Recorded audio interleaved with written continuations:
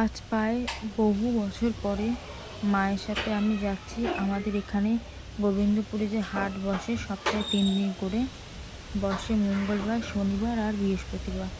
তো আজকে যেহেতু শনিবার ছিল, সেই জন্য মাকে বললাম যে মা তুমি একা কেন যাবে, কারণ মার তো শরীর ভীষণ খারাপ। সেই জন্য বললাম যে চলো তুমি আমি দুজনেই যাই। তো দুজনেই আমরা যাচ্ছিলাম। কি হুড়ুর তো হুড়ুর করে বাড়ি থেকে বেরিয়ে এই দিচ্ছি, নিম এত গাছটা হাওয়া দিচ্ছে। আর একটা নিম গাছের কি হাওয়াটা হাওয়া, ভীষণ ভালো হয়। কি ওপর অব্দি বেশ নিচ অব্দি খানিকক্ষণ সব গাছ। দাঁড়িয়েছিলাম, নিম গাছের হাওয়া খাচ্ছিলাম। তো তারপরে চলে গেছিলাম বাজারে। তো বাজারে ঢুকতে গিয়ে না সেই পুরোনো দিনের কথাগুলো মনে পড়ছে। এই সব দোকানে আমি, দাদু আর আমার মামার মেয়ে যেতাম। তো বায়না করে কত কি কিনতাম। তখন একটা কটকটির দোকান বসতো, মানে মিষ্টি কটকটি পাওয়া যেত, ঝাল কটকটি পাওয়া যেত। তো আমরা মিষ্টি কটকটি কিনতাম, একজন একজন কিনতাম মানে গুড়ের কটকটি, ঝাল কটকটি। তো সেগুলো খুব মনে পড়ছিল। এখন বাজারটা কতটা ফাঁকা হয়ে গেছে। আগে বাজারে এলেই মানে গা গলানো যেত না। তো এখান থেকে বেশ কিছু সবজি মায়ের নেওয়ার ছিল। এবার আমি একাই যেতাম, কিন্তু আমি না সবজি একদম বুঝতে পারিনি। আর মাকে সত্যি কথা বাড়ির থেকে না বেরোলে না মা একদম বাড়িতে বসে যাবে। মঙ্গলবার দিন তো ডাক্তার দেখাতে যাবে মা। তো তার আগে চলো তোমাকে বই আনতে হবে না, আমি নিয়ে আসবো, বা ওখান থেকে টোটোয় উঠে পড়বো, বাড়ি চলে আসবো, ওটা তো কোনো ব্যাপার নয়। তবে তুমি চলো আমার সাথে, না হলে আমি বুঝবো না। তো এদিকের এই কাকিমাটা আমাকে ডাকছিল, অনেক দিন দেখা ডাকিনি বলে ডাকছিল আর কি। তো ওই সাইডটায় না খুব মাছ পাওয়া যায় দিনের বেলা, মাছ, তারপর জামা কাপড়, শাড়ি, সব কিছু। এটা পীর বাবার একটা আশ্রম বাজারের মধ্যে করা রয়েছে। প্রত্যেক বছর এখানে পুজো হয়।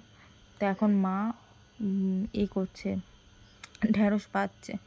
আমি সত্যি কথা বলতে একদমই ঢ্যাঁড়স বাছা, তারপরে উচ্ছে বাছা, আলু বাছা, এগুলো আমি একদম পারি না, একদম না। তো সেই জন্যেই মাকে নিয়ে যাওয়া, আর কিছুই না। তো এখানে মোটামুটি আপনাদের বাজারটা দেখালাম। আর একটু ওদিকটা গেলে আরও অনেক কিছু জামা কাপড়ের দোকান, আরও অনেক কিছু থাকে। সেদিকটা আর গেলাম না, সত্যি কথা বলতে ভালোও লাগছিল না। মা এসেছিলো বলে এসেছিলাম। তো মা এখানে আম দেখছিল, তারপর মায়ের আম পছন্দ হয়নি। তারপরে এখান থেকে টমেটো দেখছে, এই টমেটোটা নিয়ে তারপরে হয়তো আর 2-1 জিনিসপত্র নেবে, নিয়ে তারপর আমরা বাড়ি চলে যাব। তো অনেকেই বলছে যে এই অবস্থায় মাকে নিয়ে বেরোলে কেন। আমি বলছি দেখো মার তো তেমন কোনো সমস্যা হচ্ছে না, এবার মাকে যদি আমি বলি যে না তুমি কোথাও যেও না, কিছু করো না, মায়ের আরও শরীর খারাপ করবে। আর এটা হলো আমাদের অধিষ্ঠাত্রী দেবী মানে বাজারের মা শীতলা। তো মা শীতলার পুজো হচ্ছে মঙ্গলবার দিনকেই, যেদিন আমরা ডাক্তার দেখাতে যাবো সেদিনকে। জানি না মা এসে ফিরে মায়ের সঙ্গে মানে মাকে দেখে যেতে পারবো কিনা, তবে ইচ্ছা রইল মাকে একবার দেখে যাব। কারণ প্রতি বছরই আসি মাকে দর্শন করতে, শীতলা মাকে। তো এখানে মানে বউরা সবজি নিয়ে বসেছে। আগে আরও এই যে ফাঁকা জায়গাগুলো দেখছেন, এগুলো সমস্ত ফাঁকা জায়গা ছিল, এগুলোতে সমস্ত দোকান ভর্তি ছিল। এখন অনেক দোকান কমে গেছে। হাটবার ছাড়া এমনি দিন তো পুরো ফাঁকা থাকে এদিকটা। তবে অনেক বড় হাট, ওই দিকটা গেলাম না তাই। গোবিন্দপুর হাট কিন্তু অনেক বড় হাট।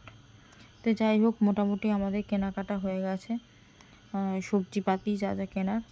তো এরপর যাচ্ছি বাড়ির দিকে। তার মাঝখানে মায়ের একটা জায়গায় মনে পড়েছে যে ওখান থেকে একটু পেঁপে নেবে, যেহেতু মার লিভারের খুব সমস্যা হচ্ছে, সেই জন্য একটু পেঁপে নেবে। তো এখান থেকে এই পেঁপে নিয়ে নিচ্ছে, পেঁপে নিয়ে এবার সোজা বাড়ি চলে যাব। তো আমাদের গ্রামের দিকে বাজার কীরকম লাগলো, যদি শহর থেকে কেউ দেখে থাকেন অবশ্যই জানাবেন। অনেক ছোটোবেলার অনেক স্মৃতি এখানে জড়িয়ে রয়েছে। ছোটোবেলায় অনেক আসতাম এই বাজারে, প্রত্যেক দিনই আসতাম বলতে গেলে, যে কটা দিন মানে বসতো বাজার, আসতাম। তো বেশ ভালো লাগলো আজকে এসে মায়ের সাথে। আর তারপর বাড়িতে এসে দেখছি কি অন্ধকার করে এসেছে, পুরো মানে কালো করে এসেছে। তো আজকে ভিডিওটা এইটুকুই, দেখা হবে পরের ভিডিওতে।